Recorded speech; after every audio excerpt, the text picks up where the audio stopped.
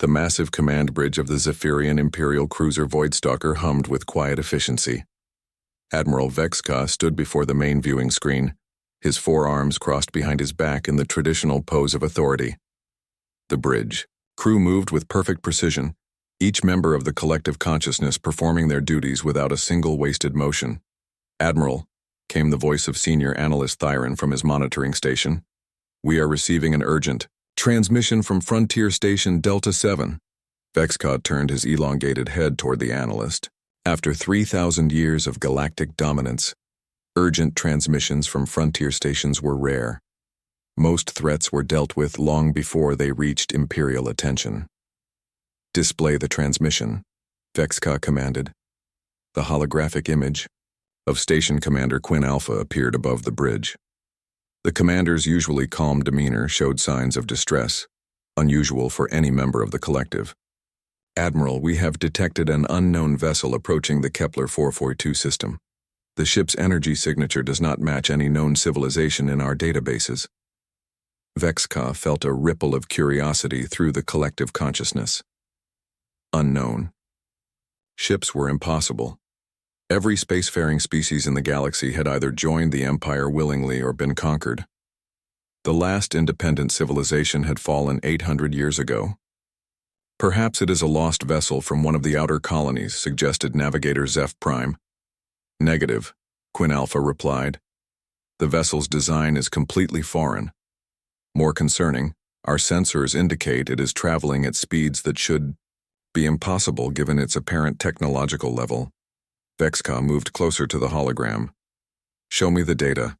The display shifted to show sensor readings that made no sense. The unknown vessel appeared to be constructed from primitive alloys and basic materials, yet it was moving faster than most Imperial scout ships. The energy readings showed power outputs that should have torn such a crude vessel apart. "This must be an error in the sensors," declared Science Officer Nex Beta. No primitive civilization could achieve such speeds.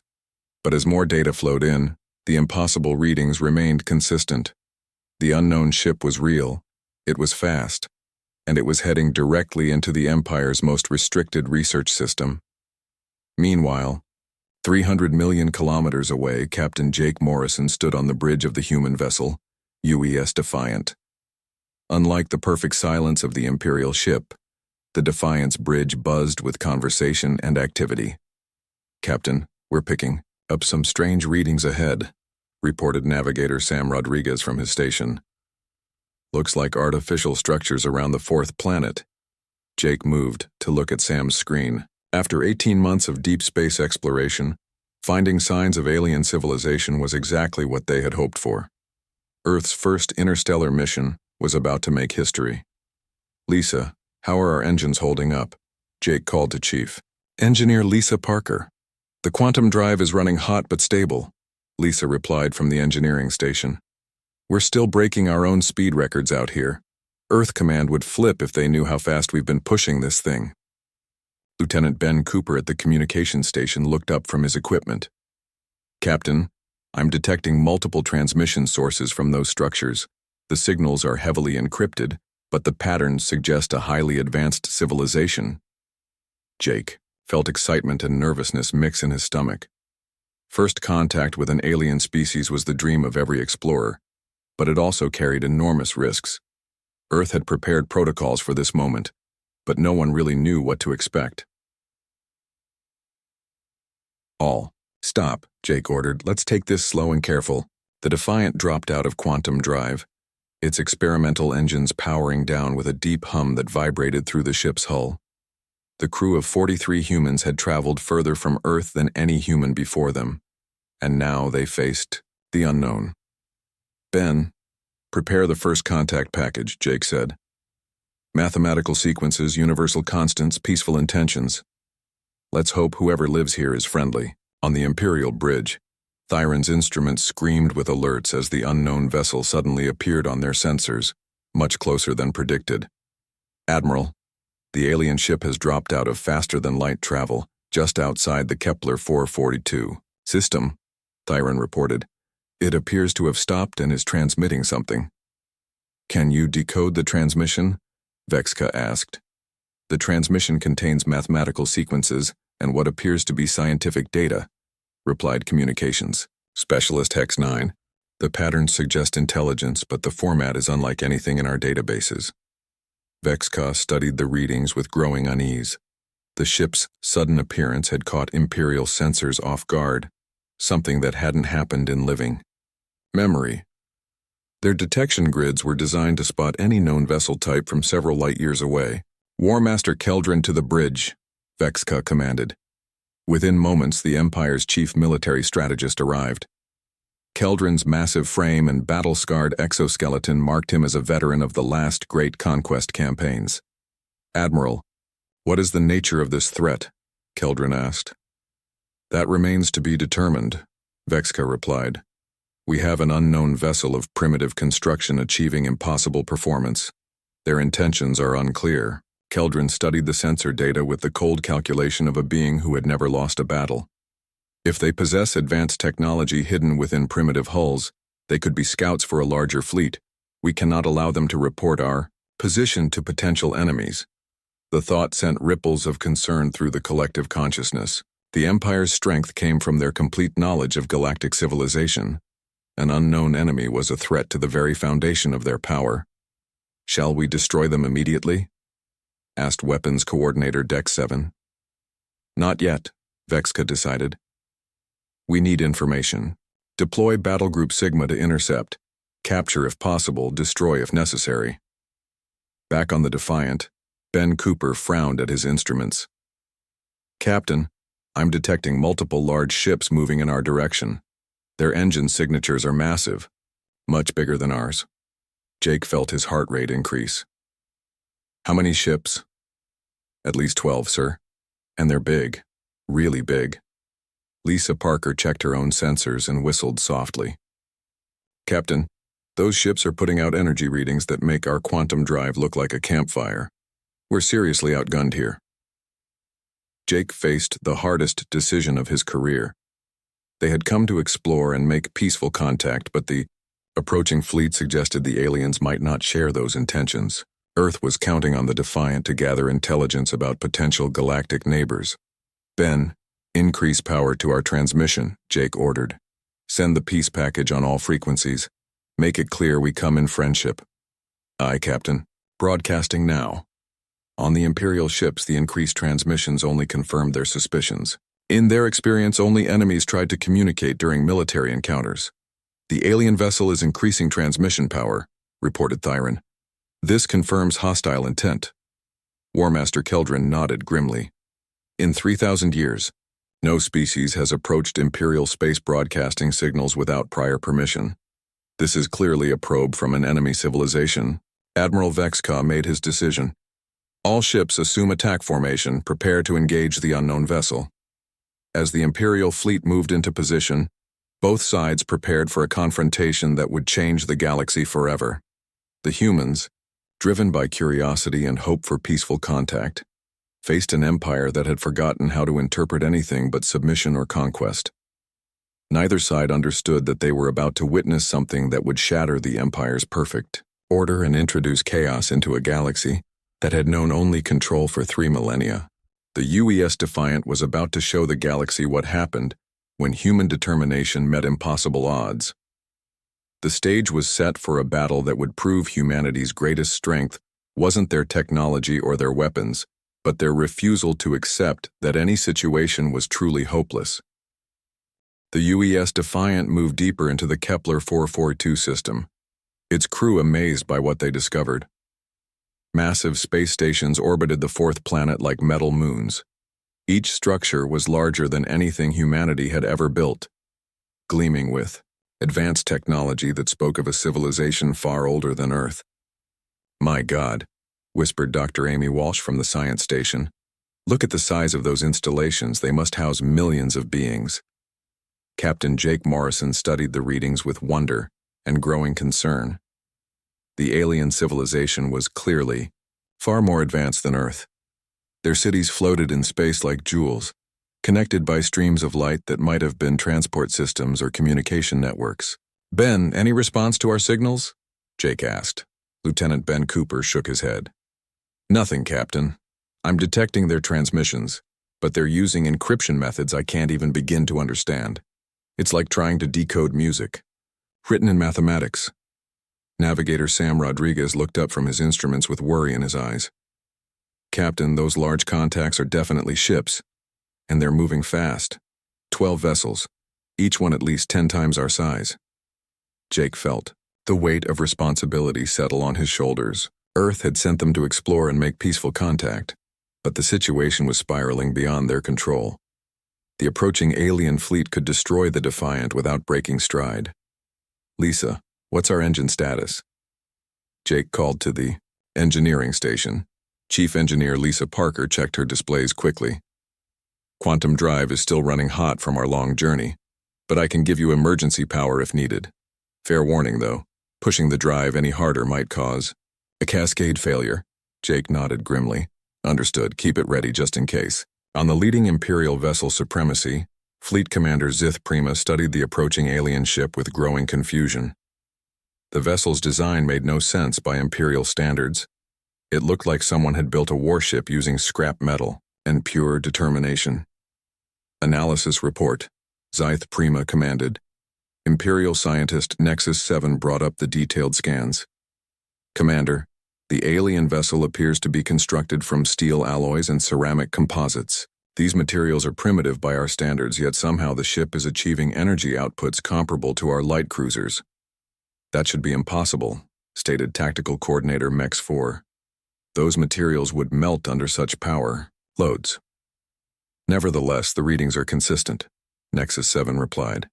Either our sensors are malfunctioning across 3 battle groups, or this species has discovered principles of engineering we do not understand. The thought troubled the collective consciousness. The Empire's dominance was built on technological superiority. If a primitive species could challenge their engineering knowledge, it suggested gaps in their understanding that were deeply unsettling. Back on the Defiant, the crew worked frantically to prepare for what looked like inevitable combat. The approaching alien ships showed no signs of slowing down or responding to peaceful overtures.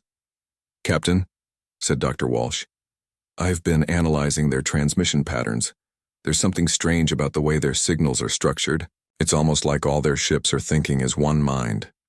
Jake found that idea disturbing. You mean like a hive mind? Possibly. The coordination between their vessels is perfect, beyond what individual pilots could achieve. It suggests a level of unity we can't match. Lieutenant Cooper interrupted their discussion. Captain, the alien fleet is changing formation. They're spreading out to surround us. On the tactical display, the 12 Imperial ships moved with mechanical precision, taking positions that would prevent any escape. Jake realized they had minutes before the aliens reached weapons range. All hands. This is the captain, Jake announced over the ship's communication system. We are about to make first contact with an alien civilization under combat conditions. This isn't what we planned, but we're going to handle it like the professionals we are. Remember, we represent all of humanity out here. In the weapons bay, Commander Kate Phillips checked their limited armaments. The Defiant carried mining lasers, basic shields, and a few defensive systems. Against 12 massive warships, their chances looked hopeless. Tony, can we boost the mining lasers? Kate asked Engineer Tony Garcia. I can try jury-rigging the power couplings, Tony replied. It'll probably blow the focusing crystals after a few shots, but we might get some decent firepower. Do it, Kate ordered. If we're going down fighting. On the Imperial flagship, War Master Keldrin reviewed the battle plan with satisfaction. 12 heavy cruisers against 1 primitive vessel should result in quick victory. The unknown ship would be disabled and captured for study, revealing the secrets of whoever had sent it. All ships, assume attack formation Omega-7, Keldrin commanded. Prepare to disable the alien vessel's propulsion systems. War Master, interrupted Sensor Operator Plex 2. The alien ship is not attempting to flee. They appear to be preparing for combat. Keldrin felt surprise ripple through the collective. They intend to fight? Against 12 Imperial cruisers? Yes, War Master. They are powering weapons and strengthening shield output. The idea seemed absurd. No rational species would choose combat against such overwhelming odds. Every civilization the Empire had encountered recognized superior force and either surrendered or attempted escape. Perhaps they do not understand our strength, suggested Fleet Coordinator Yex-1. Or perhaps they are insane, Keldrin replied. As the Imperial fleet closed the distance, both sides prepared for a battle that neither fully understood. The humans faced impossible odds with determination, born from 18 months of pushing boundaries and refusing to accept limitations. The Empire approached what they assumed would be a simple capture operation, unprepared for an enemy that measured victory differently than they did. The Defiant's bridge fell quiet except for the hum of engines and the soft beeping of instruments. Jake looked at his crew, seeing fear but also resolve in their faces. They were explorers, scientists, and engineers, but they were also human beings who would not surrender without a fight. Ben, send one more transmission, Jake ordered. Tell them we come in peace and want only to talk. The message raced across space toward the Imperial fleet, carrying humanity's hopes for peaceful contact. On the Imperial ships, the transmission was analyzed and dismissed as psychological warfare. The aliens continue their deception transmissions. Reported Communications Specialist Hex 9. Recommend we ignore further attempts at manipulation. Admiral Vex-Ka nodded. Agreed. War Master Keldrin, you have permission to engage. The order went out across the Imperial fleet. 12 massive warships prepared to destroy or capture a single human vessel, whose crew still hoped for peaceful resolution. Captain, Sam Rodriguez called out, the alien ships are powering weapons. We have maybe 2 minutes before they're in range. Jake took a deep breath. All stations, prepare for combat. Lisa, give me everything the engines can handle. Aye, Captain. Quantum drive to maximum power. The UES Defiant surged forward with speed that surprised even its own crew. The experimental engines pushed the ship beyond its design limits, racing toward a confrontation that would echo across the galaxy. On the Imperial ships, alarms began sounding as the alien vessel accelerated far beyond their predictions. Impossible, muttered Nexus 7. Those readings cannot be accurate.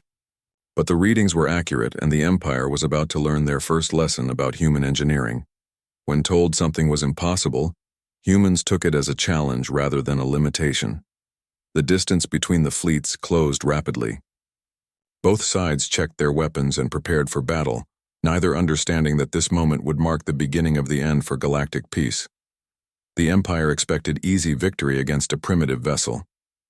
The humans expected to die fighting for their species' honor. Neither side was prepared for what would actually happen when human creativity met Imperial certainty in the cold vacuum of space.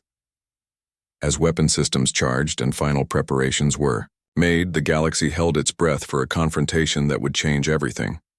The age of Imperial dominance was about to meet its first real challenge in 3,000 years. Carried aboard a ship built by a species that had never learned to accept defeat gracefully. The first Imperial energy beams lanced through space toward the UES Defiant. Captain Jake Morrison watched the deadly light approach on his tactical display, knowing his ship couldn't survive a direct hit from weapons that powerful. Hard to port, Jake shouted. Navigator Sam Rodriguez threw the ship into a spinning dive that would have made a fighter pilot proud. The Defiant twisted away from the energy beams with movements no Imperial strategist had ever seen from a vessel of its size. Impossible, muttered War Master Keldrin aboard the Imperial flagship. Large vessels cannot maneuver like fighters. But the Defiant continued its impossible dance, rolling and diving through space like a living thing. The human crew worked together with practiced efficiency, each person anticipating what the others needed without formal communication protocols. Lisa, I need more power to the engines, Jake called out. Already on it, Chief Engineer Lisa Parker replied, her hands flying over her controls. Rerouting power from life support, artificial gravity, and anything else we don't absolutely need. Ben, send a distress signal toward Earth, Jake ordered. Let them know what we found. Lieutenant Ben Cooper worked his communications equipment with desperate speed. Signal away, Captain. It'll take 2 years to reach home, but at least they'll know. The Imperial fleet adjusted their formation, trying to predict the human ship's movements. Fleet Commander Zith Prima studied the tactical display with growing frustration. The alien vessel refuses to follow standard evasion patterns, Zith Prima reported to War Master Keldrin. Our targeting computers cannot establish a firing solution. Then we will use overwhelming firepower, Keldrin decided. All ships, continuous barrage, saturate the target area. 12 Imperial cruisers opened fire simultaneously, filling space with deadly energy. The barrage was designed to destroy any vessel in the target zone, but the Defiant wasn't where Imperial calculation said it should be. In the weapons bay, Commander Kate Phillips worked frantically with Engineer Tony Garcia to modify their mining lasers. The civilian equipment was never designed for combat, but human ingenuity found ways to make it work. Tony, can you overload the focusing crystals? Kate asked. It'll burn them out after a few shots, Tony warned, but I can give you maybe 3 times normal power output. Do it. We need every advantage we can get. Tony's hands moved with the skill of someone who had spent years fixing impossible problems with limited resources. Kate, you know this is crazy, right? We're turning mining equipment into weapons using spare parts and hope. Crazy is what we do best, Kate replied with a grim smile. The modified mining laser fired its first shot, a beam of focused energy that struck one of the smaller Imperial vessels. The alien ship's shields flared and held, but the fact that the primitive human weapon had any effect at all sent shockwaves through the Imperial fleet. Report, Keldrin demanded. The alien vessel's weapons are more powerful than predicted, Tactical Coordinator Mex4 admitted. Their energy beam penetrated 40% of our shield strength. From a mining tool? Science Officer Nexus 7 asked in disbelief. The impossibility of the situation challenged everything the Empire understood about technology and warfare. Their ships were built using refined science and perfect engineering. The human vessel appeared to be held together with determination and creative problem-solving. Dr. Amy Walsh, monitoring the alien transmissions from her science station, made a crucial discovery. Captain, I'm detecting patterns in their communications that suggest they're sharing information instantly across all ships. You mean they're connected mentally? Jake asked. It's possible. Their coordination is perfect, but it might also be their weakness. If they all think alike, they might not be able to adapt to unexpected tactics. Jake saw an opportunity in Amy's observation. Sam, plot a course directly through their formation. We're going to do something they won't expect. Sir, that's suicide, Sam protested. We'll be in the crossfire of all 12 ships. Exactly. They won't expect us to do something that stupid. The Defiant suddenly accelerated toward the center of the Imperial formation. Its quantum drive pushed beyond all safety limits. The human ship moved like a bullet toward the heart of the enemy fleet. Insanity, Keldrin breathed as he watched the alien vessel charge directly into their crossfire. No rational commander would attempt such a maneuver. But Jake Morrison wasn't thinking like a rational Imperial commander. He was thinking like a human being who had grown up reading stories about David facing Goliath, about small ships taking on impossible odds through courage and clever tactics. All ships concentrate fire, Keldrin ordered. Energy beams filled space around the Defiant, but the human ship's erratic movements and desperate speed made it nearly impossible to hit. Where Imperial computers predicted the ship would be, empty space waited for their carefully aimed shots. Lisa, we're losing hull plating, reported Damage Control Officer Pete Murray. I know, Lisa shouted back. But the quantum drive is holding. We're faster than they thought possible. The Defiant raced through the Imperial formation, its modified mining laser striking targets of opportunity. Each hit weakened Imperial shields and shattered Imperial assumptions about primitive technology. On the flagship bridge, Admiral Vexka watched in amazement as the small alien vessel emerged from their formation intact. The impossible had happened. A single primitive ship had survived concentrated fire from 12 Imperial cruisers. Status report, Vexka demanded. 3 ships report moderate shield damage, Tactical Coordinator Mex4 replied. The alien vessel's weapons are crude, but effective. How is this possible? Zith Prima asked. Imperial scientist Nexus 7 studied the combat data with growing unease. Their tactical behavior suggests individual decision-making rather than collective strategy. Each crew member appears to be adapting independently to changing conditions. The concept disturbed the collective consciousness. Individual thinking led to chaos and unpredictability. How could a species function effectively without shared mental unity? Aboard the Defiant, the crew celebrated their survival while preparing for the next attack. They had learned something important about their enemies. The aliens were powerful, but predictable, strong, but inflexible. "They fight like a computer program," observed Kate Phillips.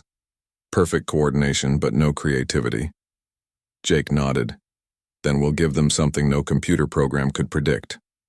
The human ship turned for another attack run, its crew ready, to prove that sometimes the best strategy was having no strategy at all. The Empire was about to learn why humanity had never been conquered, even by themselves. The battle had been raging for 2 hours and the impossible was happening. The UES Defiant not only survived against 12 Imperial cruisers, but had actually damaged 3 of them. Across the Zephyrian Empire, emergency communications carried news that shocked the collective consciousness. "High Command, this is Admiral Vexka," the Admiral transmitted to the Imperial capital. "Request immediate strategic consultation. We have encountered an unknown species with capabilities that do not match their apparent technological level." The response came swiftly from Supreme Commander Altex Prime, the Empire's highest military authority. "Admiral, explain how a single primitive vessel continues to resist Imperial fleet action." Vexka struggled to find words that would convey the impossible situation. "Supreme Commander, the alien species appears to operate on principles we do not understand. They show no regard for logical tactical doctrine. On the Defiant, exhaustion was setting in, but the crew's determination remained strong. Captain Jake." Morrison surveyed his bridge, seeing tired faces but unbroken spirits. "Damage report," Jake called out. "We've lost outer hull plating on decks 4 and 7, reported Damage Control Officer Pete Murray. "Life support is holding, but we're running on backup power for non-essential systems." Dr. Amy Walsh looked up from her analysis station with excitement. "Captain, I've been studying their communication patterns. I think I understand something important about how they think." "Tell me," Jake said, moving to her station. "They're all connected mentally, sharing thoughts instantly. It makes them incredibly coordinated, but it also means they all think the same way. When we do something unexpected, their entire fleet has to pause and recalculate." Jake saw the implications immediately. "So if we can confuse one ship, we confuse them all?" "Exactly. Their greatest strength is also their weakness." Meanwhile, Intelligence Officer Quex 9 aboard the Imperial flagship was reaching similar conclusions about the humans. "Warmaster Keldron, analysis of the alien crew communication suggests they operate as independent minds working together." "Independent minds?" Keldron asked. "How can they coordinate effectively without shared consciousness?" "Unknown, Warmaster. However, this independence appears to allow rapid adaptation to changing conditions. Each crew member responds to situations using different thought processes. The concept was alien to the Empire. For 3,000 years, they had absorbed every species they encountered into their collective consciousness. Independent thinking was viewed as chaotic and inefficient. Pilot Ryan Burke at the Defiant's helm pulled off another impossible maneuver. He used the gravity well of a nearby asteroid to slingshot around an Imperial cruiser, coming up on its blind side for a surprise attack. "Got you," Ryan muttered, lining up the shot. Kate Phillips fired the modified mining laser at point-blank range. The beam struck the Imperial ship's shield generators directly, overloading them in a cascade of sparks and energy discharge. "Direct hit," Kate announced. "Their shields are down." But instead of pressing the attack, Jake made a decision that baffled the Imperial fleet. "All stop. Hold fire." "Captain?" Kate asked, confused. "We're not here to start a war," Jake explained. "We're here to make contact. Maybe now they'll listen." The gesture of mercy after achieving a tactical advantage was something the Empire had never encountered. In their experience, superior position led to immediate exploitation of advantage. "The alien vessel has ceased fire," reported Tactical Coordinator Mex 4. "They are not pressing their attack." Warmaster Keldron studied the tactical display with growing unease. Why would they stop when they have gained an advantage? Imperial scientist Nexus 7 offered a theory that disturbed the collective. Perhaps they do not seek our destruction. Their initial transmissions did contain mathematical sequences that could indicate peaceful intent. Peaceful intent? Keldron asked. No species enters Imperial space with peaceful intent. It is an act of war by definition. But doubt was creeping into the Empire's perfect certainty. The alien behavior didn't match any known patterns. They fought like warriors when attacked but showed restraint when they gained advantage. They used primitive materials to achieve advanced results. They worked together without thinking alike. Supreme Commander Ultex Prime to Admiral Vexka, came the transmission from Imperial High Command. Status report required immediately. Vexka felt the weight of 3,000 years of Imperial doctrine pressing down on him. Supreme Commander, the situation has become complex. The alien species demonstrates combat capabilities beyond their apparent technology. They have disabled one of our vessels but chose not to destroy it. Chose not to destroy it? Ultex Prime's voice carried shock that rippled through the collective consciousness. Explain this behavior. Unknown, Supreme Commander. Their actions suggest motivations we do not understand. The silence that followed lasted several long moments. Finally, Ultex Prime spoke again. Admiral, you are to capture that vessel at any cost. We must understand what we are facing. But even as reinforcements were summoned from across the Empire, doubt continued to spread. For the first time in millennia, the collective consciousness was experiencing uncertainty about their absolute superiority. On the Defiant, Jake faced his own difficult decisions. They had proven they could fight, but they couldn't win a prolonged battle. Earth was depending on them to gather information and return home safely. Amy, anything useful from your analysis of their technology? Jake asked. Their power systems are incredible, but they seem to follow rigid design principles, Dr. Walsh replied. Everything is built for maximum efficiency and perfect operation. There's no room for improvisation in their engineering. Unlike us, Lisa Parker added with pride. Half our systems are running on modifications I made during the journey. Jake smiled despite their desperate situation. The Empire might have superior technology, but humans had something equally valuable. The ability to make things work when they shouldn't, to find solutions when none existed, and to keep fighting when victory seemed impossible. The standoff continued, both sides trying to understand an enemy unlike any they had faced before. The Empire saw chaos where humans saw flexibility. The humans saw rigid thinking where the Empire saw perfect order. Neither side realized that this moment of hesitation would give both fleets time to truly see each other for the first time, setting the stage for revelations that would shake the foundations of galactic civilization. News of the impossible battle spread through the Zephyrian Empire's communication networks like wildfire. For the first time in 3,000 years, an Imperial fleet had failed to achieve immediate victory against a single enemy vessel. Thumio.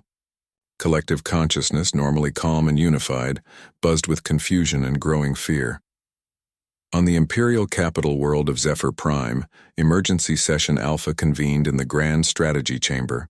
Supreme Commander Ultex Prime stood before the assembled military leadership, his usually confident bearing showing signs of strain. Strategic Analyst Vorthak, present your findings, Ultex Prime commanded. Vorthak stepped forward, his data crystals glowing with collected intelligence. Supreme Commander, we have analyzed all available combat data from the engagement.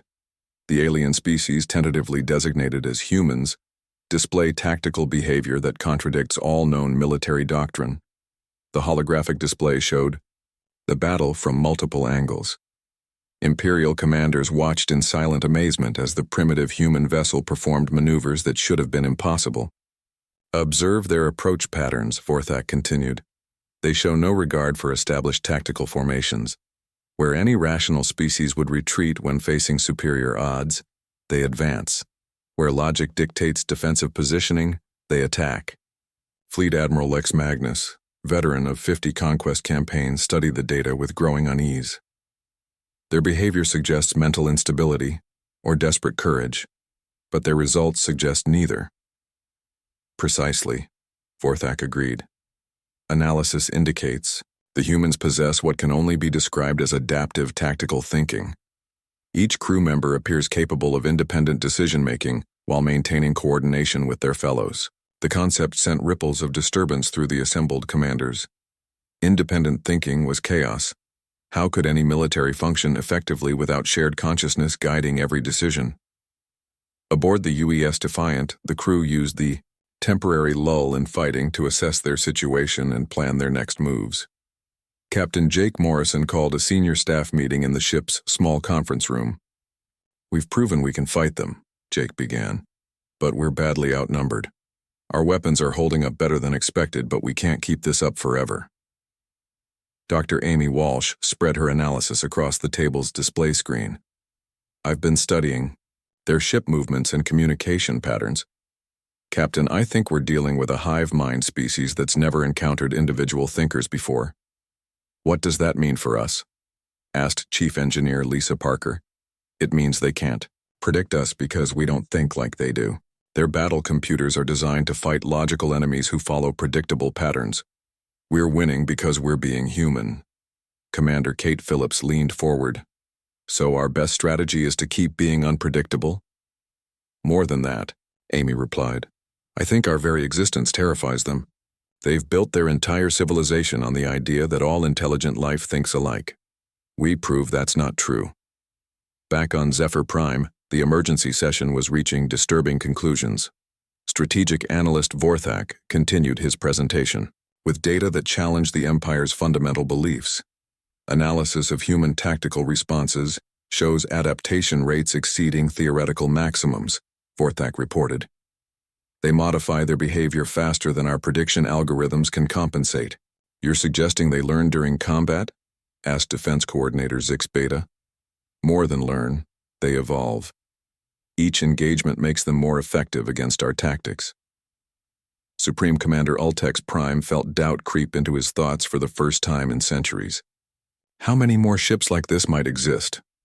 "Unknown, Supreme Commander. If this vessel represents standard human capability, a full human fleet could challenge Imperial dominance in any sector." The words hung in the air like a death sentence. The Empire's power rested on technological superiority and predictable conquest patterns. An enemy that improved during battle and refused to follow logical tactical doctrine was the worst possible threat. On the bridge of the Defiant, communications. Officer Ben Cooper detected increased transmission activity throughout the Imperial fleet. "Captain, they're talking to someone. The signal patterns suggest long-range communication, probably back to their home base." Jake realized the implications. "They're calling for reinforcements." "Maybe," Ben replied. "But there's something else." The transmissions sound worried, like they're asking for help rather than reporting victory.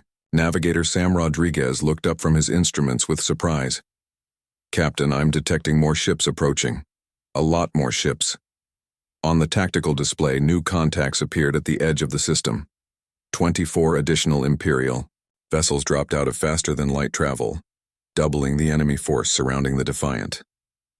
"Well," Jake said quietly, "we definitely got their attention." But instead of despair, the human crew felt something else: pride.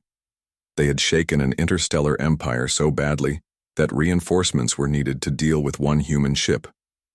If the aliens were calling for help, it meant they respected human capabilities. "Lisa, how much more can our engines take?" Jake asked. "Honestly, Captain, I'm amazed they're still running. We've pushed past every safety limit I know, but if you need more power, I'll find a way to give it to you." "That's what I wanted to hear," Lieutenant Cooper interrupted with urgent news. "Captain, I'm intercepting their communications. I can't understand the language, but the tone sounds like panic." Dr. Walsh confirmed Cooper's observation. "Their transmission patterns are showing stress indicators. Rapid communication bursts, repeated queries, overlapping signals. Captain, I think we're winning a psychological victory, even while losing the tactical battle." Jake looked around at his crew, seeing exhaustion but also determination in their faces. They were tired, scared, and facing impossible odds, but they were still fighting, still adapting, still refusing to give up. "All right, people," Jake announced. "They want to see what humans can do when cornered? Let's show them. As both fleets prepared for the next phase of battle, neither side fully understood what they were really fighting. The Empire saw a threat to their perfect order. The humans saw a chance to prove that courage and creativity could overcome any obstacle. The galaxy was about to learn that sometimes the most dangerous enemy wasn't the strongest or the smartest, but the one who refused to accept that defeat was inevitable. The arrival of the massive Imperial dreadnought Omnipotent Fury changed everything.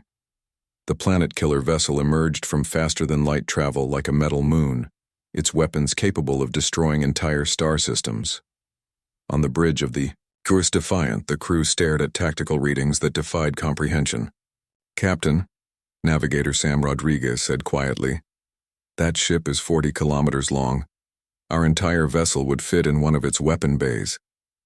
Captain Jake Morrison studied the massive dreadnought with the calm that comes from facing certain death. "Well, they're definitely taking us seriously now." Supreme Admiral Kex Omega, commander of the Omnipotent Fury, transmitted directly to the human vessel. Although the humans couldn't understand the words, the tone was clear: surrender or be destroyed. "Ben, can you make sense of their transmission?" Jake asked. Lieutenant Ben Cooper worked his communication equipment desperately. "I'm trying, Captain, but their language is completely alien. Wait, there's something here. Mathematical sequences. I think they're giving us coordinates." Dr. Amy Walsh analyzed the data quickly. "Those coordinates point to an empty region of space. They want us to go there and surrender." "Not happening," Jake replied firmly. On the Imperial flagship, War Master, Keldron watched the human vessel with grudging respect. They refused to surrender even facing the Omnipotent Fury. Either they are the bravest species in the galaxy, or the most foolish. "Analysis suggests both," replied strategic analyst Vorthak. "Human behavior patterns indicate they view impossible odds as motivation rather than reason for surrender." The concept was alien to every species the Empire had encountered. Rational beings surrendered when facing certain destruction. These humans seemed to become more dangerous as their situation became more hopeless. In the engineering section of The Defiant, Chief Engineer Lisa Parker and Science Officer Paul Martinez worked on a plan so desperate it bordered on insanity. "Paul, if we overload the quantum drive containment field while in close proximity to their dreadnought, what would happen?" Lisa asked. Paul ran calculations on his portable computer. "Best case scenario, we create a quantum cascade that disables their weapons. Worst case scenario, we create a black hole that destroys this entire star system. What are the odds of best case?" "Maybe 20%. Lisa grinned. "I've worked with worse odds." They began modifying the quantum drive, removing safety systems that had been installed to prevent exactly what they were planning. It was the kind of engineering that would horrify any rational species, but humans had never been accused of being entirely rational. Captain Morrison gathered his senior staff for what might be their final briefing. "People, we have two choices. We can try to run and hope they don't follow us back to Earth, or we can make a stand here and now. Running didn't work out so well for us earlier," observed Commander Kate Phillips. "Besides, if we lead them to Earth, humanity doesn't have any other ships that can fight them. So we make our stand here," Jake decided. "Lisa, how's that crazy plan of yours coming along?" "Ready to go, Captain. Fair warning, though, this is the kind of thing that'll either make us heroes or the shortest footnote in galactic history. Those are the only two options worth considering," Jake replied. The Omnipotent Fury moved into firing position, its massive weapons charging with energy that could crack planets. Supreme Admiral Kex Omega prepared to end the impossible battle with one overwhelming strike. "All vessels stand clear," Kex Omega commanded. "We will demonstrate Imperial power to these stubborn aliens." But as the Dreadnought's primary weapons reached full charge, the UES Defiant did something no Imperial strategist could have predicted. Instead of trying to escape or seeking cover, the human ship accelerated directly toward the massive Imperial vessel. "Impossible!" Kex Omega exclaimed. "They are attacking the Omnipotent Fury directly." "Supreme Admiral," reported Sensor Specialist Rax 5, The alien vessel's quantum signature is becoming unstable. They appear to be overloading their primary drive system. On the Defiant, alarms screamed as the quantum drive pushed beyond every safety limit. The ship shook violently as fundamental forces strained against human engineering. "Paul, please tell me you know what you're doing," Jake called out over the noise. "Honestly, Captain, I'm making this up as I go along," Paul shouted back. "But that's never stopped us before." The human ship raced toward the Imperial dreadnought at speeds that should have torn it apart. In the final moments before impact, Lisa Parker activated the quantum cascade. Space itself seemed to scream as the Defiant's overloaded drive created a ripple in reality. The effect struck the omnipotent Fury like an invisible hammer, overloading systems that had been built to be indestructible. "All systems failing," reported the Imperial dreadnought's engineering officer. "Quantum cascade is affecting our primary power grid. The most powerful weapon in the Imperial fleet went dark, its planet-killing systems disabled by an effect that shouldn't have been possible. More importantly, the cascade effect spread to nearby Imperial vessels, creating a chain reaction that disabled half the enemy fleet." "Report," Supreme Admiral Kex Omega demanded. "Unknown, Supreme Admiral. The alien vessel appears to have weaponized their own drive system in a manner our science cannot explain. The UES Defiant, badly damaged but still functional, drifted away from the disabled Imperial ships. On the bridge, the human crew stared in amazement at what they had accomplished. "We did it," whispered Sam Rodriguez. "We actually did it." But their victory came at a cost.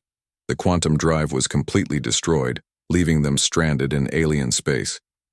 They had saved themselves from immediate destruction, but they had also announced humanity's existence to a galactic empire that would never forget this day. Across the Empire, the news of the omnipotent Fury's defeat sent shockwaves through the collective consciousness.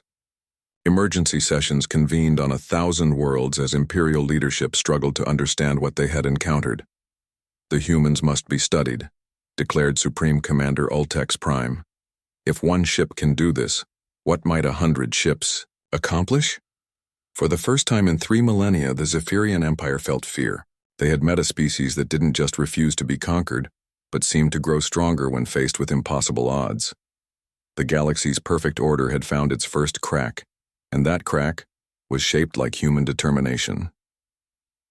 The UES Defiant had accomplished its mission of first contact, but in a way no one on Earth could have imagined. They had introduced humanity to the galaxy not as explorers seeking friendship, but as warriors who could challenge the unchallengeable. The Empire would never underestimate humans again, but they would also never stop trying to understand how a species could be so powerful while appearing so primitive. The great game of galactic politics had gained a new player, one who didn't follow the established rules. As the damaged human ship began repairs using spare parts and human ingenuity, both sides prepared for a larger conflict that would reshape the galaxy. The Empire's age of unchallenged dominance was ending, replaced by an uncertain future where anything seemed possible. Humanity had announced its arrival to the galaxy in the most human way possible, by refusing to surrender, adapting to impossible circumstances, and proving that sometimes the best response to overwhelming odds was to hit back twice as hard.